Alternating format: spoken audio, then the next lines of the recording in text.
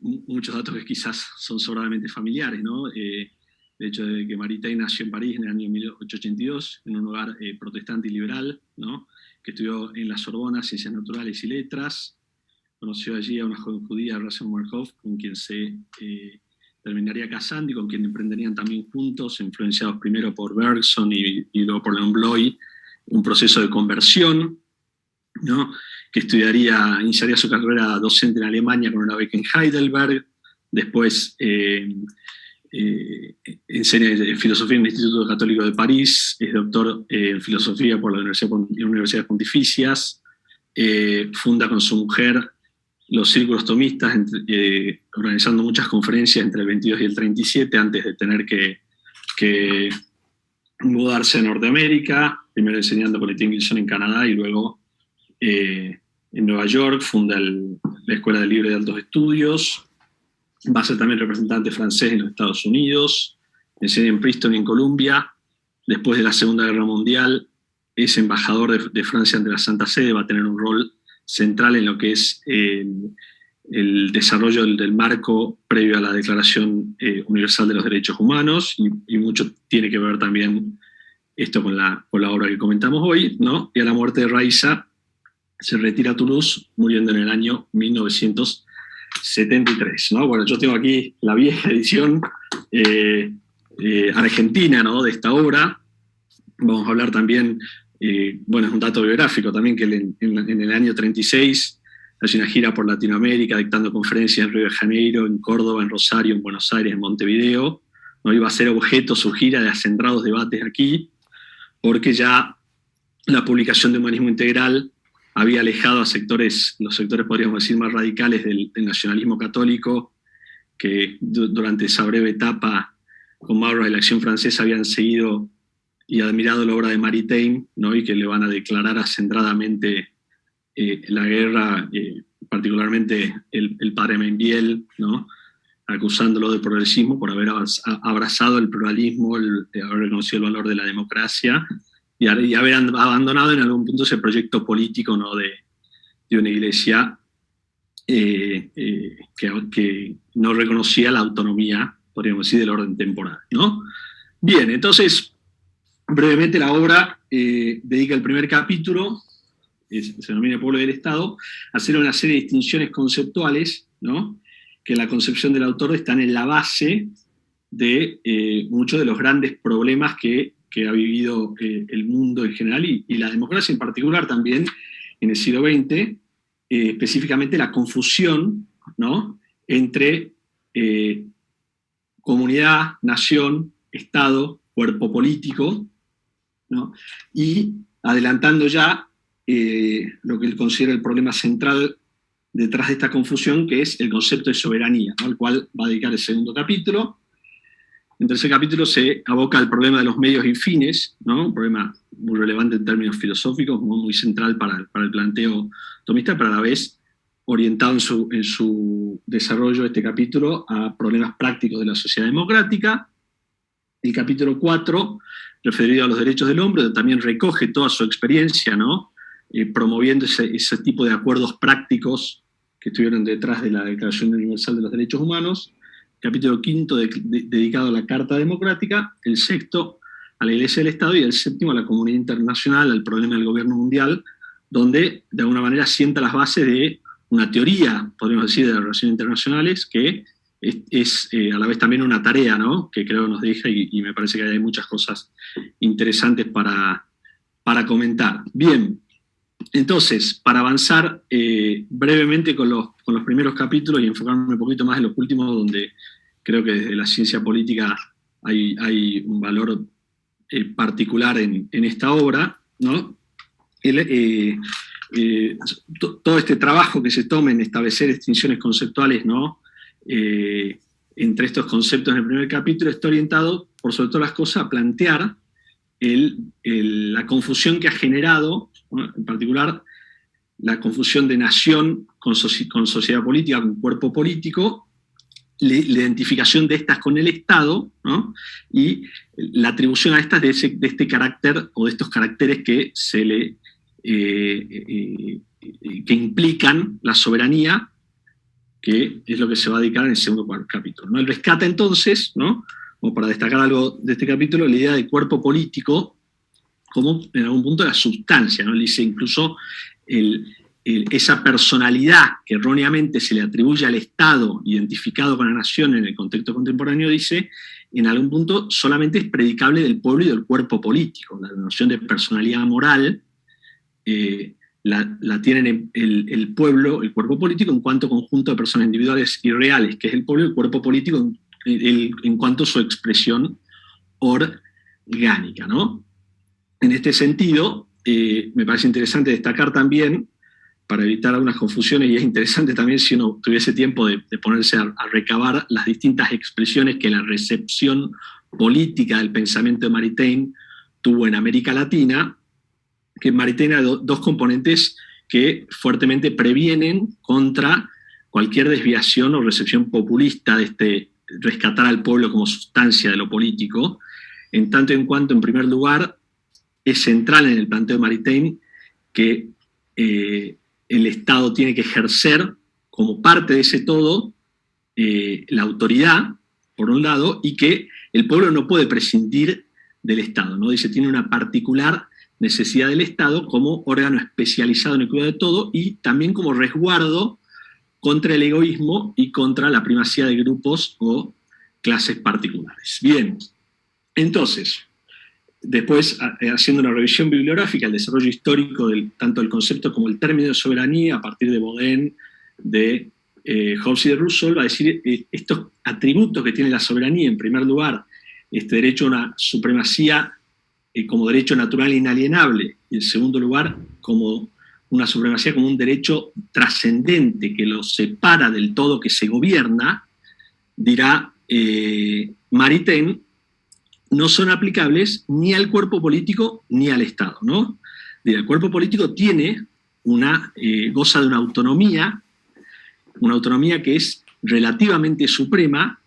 en relación a las partes que componen el todo, en tanto que ninguna parte del todo puede sustituir al gobierno y arrogarse la libertad de guiar al cuerpo político. Y también, esto en el orden interno y también en el orden externo, goza de una autonomía relativamente suprema respecto a los otros todos, a los otros cuerpos políticos, ¿no? Pero en ningún caso, dirá, esta independencia implica este segundo atributo de separación, ¿no? Una separación del todo que se gobierna, e incluso contempla la posibilidad, por ejemplo, de que este cuerpo político decida, consciente, integrarse en un cuerpo político superior. Y acá en algún punto ya está adelantando el marco que lo va a habilitar a hacer su planteo, ¿no?, de un gobierno o el tipo de gobierno que pueda pensarse para una autoridad mundial en el último capítulo. Respecto al Estado, dirá, en tanto es el Estado es parte del cuerpo político, ¿no?, y está a disposición del cuerpo político, ninguno de los atributos que implica la soberanía pueden predicarse del Estado, ¿no? Dicho esto, entonces, dirá, uno podría admitir un uso impropio tanto del concepto como del término de soberanía aplicado al Estado, pero el riesgo está patente, ¿no?, y un poco se remite a los hechos del siglo XX, en el hecho de que hemos terminado atribuyéndole esta personalidad que era propia del cuerpo político al Estado, y en esta identificación ruinosa y en la atribución de ese carácter soberano al Estado están, en la visión del autor, el origen de buena parte de los males del siglo XX, ¿no? Me parece interesante esto también para pensar también la responsabilidad del intelectual en la conceptualización en política, ¿no? Pienso mucho en el contexto latinoamericano hoy cuando hablamos, por ejemplo, de golpes blandos, ¿no?, los golpes con adjetivos, y denominamos golpe a fenómenos en los cuales no se verifican o los medios violentos o la comisión por parte de un sector de la sociedad política o alguno de los otros atributos que deberían definir al concepto. Y esto siempre se presta para riesgo. Esto que parece inocente como una estrategia conceptual, hoy se instrumentaliza, ¿no?, acusando de golpista al que me gana una elección o acusando de golpista a un gobierno que logra reelegirse, ¿no?, por poner ejemplos que podemos representar. Entonces también esto es importante tener en cuenta que estas distinciones a veces no quedan meramente en lo semántico, sino que en el ámbito de los contextos democráticos tienen implicancias prácticas. Bien, entonces, como para ir avanzando un poquito, en la cuestión de los medios y los fines me parece interesante que, un poco fundándose en la doctrina de purificación de los medios, Maritain trata de hacer un razonamiento muy preciso, ¿no?, a partir del marco del tomismo, de la manera en la que en ciertas circunstancias medios ilícitos pueden ser procedentes, cumpliendo ciertos criterios, ¿no?, para obtener los fines que el Estado democrático tiene que perseguir, ¿no? Y entonces, mencionando los medios legales de participación, el carácter eminente de la libertad de prensa, el rol de los grupos de presión, también cuando entra a tocar el tema de la agitación política, se plantea, y va a volver sobre esto más adelante, la posibilidad de recurrir a medios ilícitos para perseguir el fin del Estado. Esto se vuelve a conectar con lo que vamos a comentar en un ratito respecto al rol de las minorías proféticas, minorías de choque proféticas, y el tipo de discernimiento al cual nos tiene que empujar una recta comprensión del vínculo entre el cuerpo político y el Estado en relación a lo que puede o no puede hacerse en un contexto específico, ¿no? En general, siempre Maritain se va a inclinar por el recurso a estrategias y medios constructivos, ¿no?, por buscar siempre la exaltación del rol del pueblo como agente principal de los cambios, ¿no?, contra cualquier pretensión de una minoría ilustrada, ¿no?, y que se cumplan los requisitos, obviamente, de que la ilegalidad sea siempre una excepción, ¿no?, de que lo que se persiga con esos medios sea el imperio de la justicia y no del terror, ¿no?, y que se verifique una cierta libre aprobación del pueblo por parte de los movimientos que, en circunstancias concretas, consideren procedente recurrir a medios no regulares para garantizar el cumplimiento de los objetivos del Estado, ¿no? Vamos a pasar rápidamente, porque no quiero extender mucho en tiempo, el capítulo de la cuestión de los derechos humanos. Creo que hay en el capítulo, primero, la articulación de toda esta experiencia, ¿no?, que por ejemplo le rescata en varias obras Marta Nussbaum, ¿no?, a Maritain, de buscar los acuerdos prácticos necesarios para garantizar la protección de los derechos humanos, más allá de que persistan los desacuerdos respecto al fundamento mismo de los derechos humanos, sin ello implicar desmerecer el valor que estos desacuerdos tienen por un lado y que la ley natural como fundamento de los derechos humanos tiene por otro. Bien, en el capítulo 5,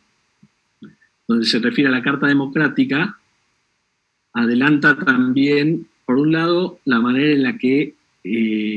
la fe, y en particular la fe cristiana, puede reforzar la adhesión a la Carta Democrática, y a la vez también la manera en la que una justificación más verdadera de la Carta Democrática en sí operaría favorablemente, y opera favorablemente en los contextos democráticos. Esto me parece que hoy en día es muy actual si uno mira los desarrollos más contemporáneos de la filosofía política, a partir de Habermas, de Rawls, en la revalorización del rol de lo religioso en la vida pública. Podríamos pensar en José Casanova, Charles Taylor. Me parece que es un aporte muy actual y muy relevante para seguir pensando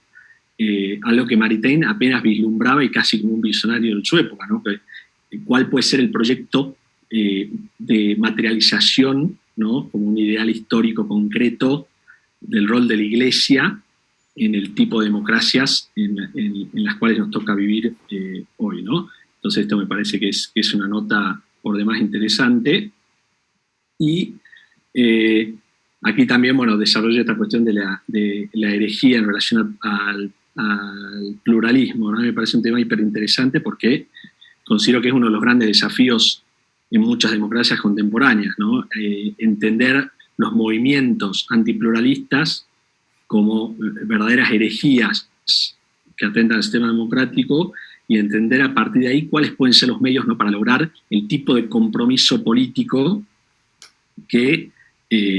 genere mayor resiliencia democrática ante esta nueva amenaza, ¿no? Y vivimos en esta permanente tensión entre el riesgo de estar alimentando una polarización ya existente o el riesgo de estar legitimando a los actores antipluralistas.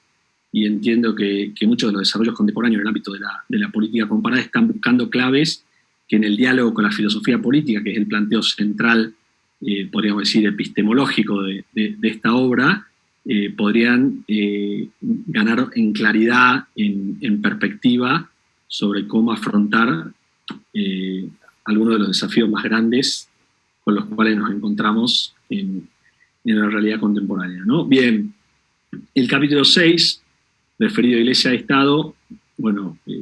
uno puede ver también la influencia aquí del clima político preconciliar en la obra de Maritain, y también, obviamente, la influencia que Maritain tuvo en los ámbitos eclesiales en esta época, enumerando la manera en la que una sana filosofía de la historia puede ayudarnos a concebir los ideales históricos concretos sobre los cuales debe desarrollarse la vida de la Iglesia en la realidad contemporánea, y también la relación entre la Iglesia y el Estado, ¿no? Entendiendo que el poder político no es un brazo secular del espiritual, ¿no? Promoviendo la igualdad con todos los desafíos que genera, la libertad de conciencia, y asumiendo también el riesgo que el debilitamiento de los resortes de la conciencia tiene para la misma supervivencia de la democracia, ¿no? Creo que incluso en los contextos latinoamericanos todavía nos falta mucho para pensar, ¿no?, en lograr verdaderamente el reconocimiento de la igual dignidad también de las expresiones de distintas religiones, y el terminar de abandonar ciertos privilegios que todavía subsisten, que es uno de los ámbitos que toca Maritain cuando se refiere al problema de la cooperación, ¿no? Bien, para terminar, yendo a la cuestión de la comunidad internacional, el aporte de Maritain me parece que busca, ¿no?, avanzar un poco en el medio de esta gran divisoria de aguas del debate teórico de las relaciones internacionales entre las perspectivas idealistas y realistas, ¿no? Él no descansa en una concepción idealista de lo que la interdependencia, sobre todo en materia comercial, puede aportar para el desarrollo de la civilización, sino que está muy agudamente advertido de las derivas y dificultades que esto tiene. No renuncia, sin embargo, ¿no?, a defender la posición que deja planteada en el capítulo 2 respecto a los problemas a los que lleva a pensar al Estado dotado de personalidad y jurídica, moral, y como Estado soberano, ¿no? Y plantea la necesidad de avanzar para alcanzar un cierto ámbito de cooperación internacional, sin implicar con esto una visión idealista, y asumiendo que esto puede ser un proceso lento, un proceso arduo, ¿no? Yo creo que hay solamente al final, y él mismo lo reconoce, ¿no?, en el último título, donde plantea el Consejo Consultivo, él entra un poco en una deriva, ¿no?, que con Arendt podríamos calificar de platónica, ¿no?, esta idea de que un consejo de sabios podría ser una solución temporal a los problemas de la comunidad internacional, ¿no?, que es algo a lo que él después, inmediatamente, un planteo del cual él mismo reconoce y va a reconocer los límites que tiene, pero sí me parece que es una visión aguda de la realidad de la política internacional que plantea la dificultad que tiene,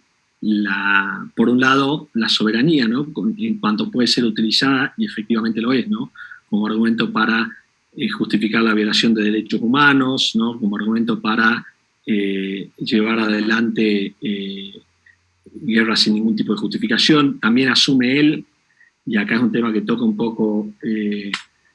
al pasar, pero que en un prólogo de una obra de John Neff plantea muy claramente la necesidad de repensar los criterios de la guerra justa, ¿no?, como la insuficiencia que manifiestan la teoría de la guerra justa, incluso en sus desarrollos contemporáneos, a la hora de comprender la realidad del conflicto hoy en día. Eso por un lado. Y también la manera en la que necesitamos aspirar a la construcción de una autoridad mundial, no en este carácter estatal, ¿no?, sino a partir de, y ahondando en esta distinción que hace en el primer capítulo entre Estado y sociedad política, a partir de la construcción de una sociedad política mundial, ¿no? Y esto me parece que es también, en una obra del 2019, Martha Nussbaum le dedica un poco más todavía a Jacques Maritain, y en algún punto admite encolumnarlo como una visión que puede insertarse dentro de una tradición cosmopolita, ¿no? Y creo que en ese sentido el planteo Maritain es muy agudo a la hora de plantear una vía concreta de superación de estas tensiones, ¿no?, entre tendencias comunitaristas y cosmopolitas en materia de desarrollo, en materia de promoción del respeto de los derechos humanos, en el sentido en que entiende que la base empieza justamente, vale la redundancia, por las bases, ¿no? Empieza por la sociedad política y por la construcción de ese sentido de humanidad común en la sociedad política y la construcción de una sociedad política global como anterior al Estado, pero toda la manera de pensar estadocéntrica en las relaciones internacionales, en este sentido, opera como un obstáculo. Así que me parece que en esta dirección hay un planteo concreto, interesante, que después va a seguir abonando Maritain en su obra posterior, y que también está atravesado por su convicción de la manera en que las cosmovisiones religiosas pueden contribuir, ¿no?, a través de esos valores universales que están presentes en toda cosmovisión religiosa, a la realización de esa sociedad política mundial. Y en ese sentido, incluso en sus últimas obras, cuando plantea qué tipo de proyecto puede promover la mundialización del cristianismo, revalorizando también el ecumenismo y el diálogo interreligioso, entiende también que es una herramienta para promover la construcción de esta sociedad política global. Bueno, yo no me quiero extender más porque entiendo y me interesa mucho más lo que puede escuchar de Marcelo y Enrique. Espero que este aporte haya sumado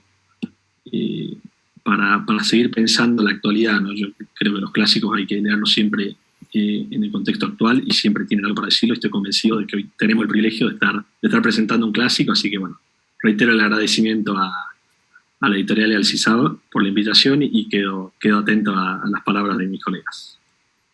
Muchísimas gracias, Alejandro, por tu presentación. Creo que sin duda inauguras muchos temas para la discusión, que seguramente con nuestros siguientes ponentes pues se irán enriqueciendo.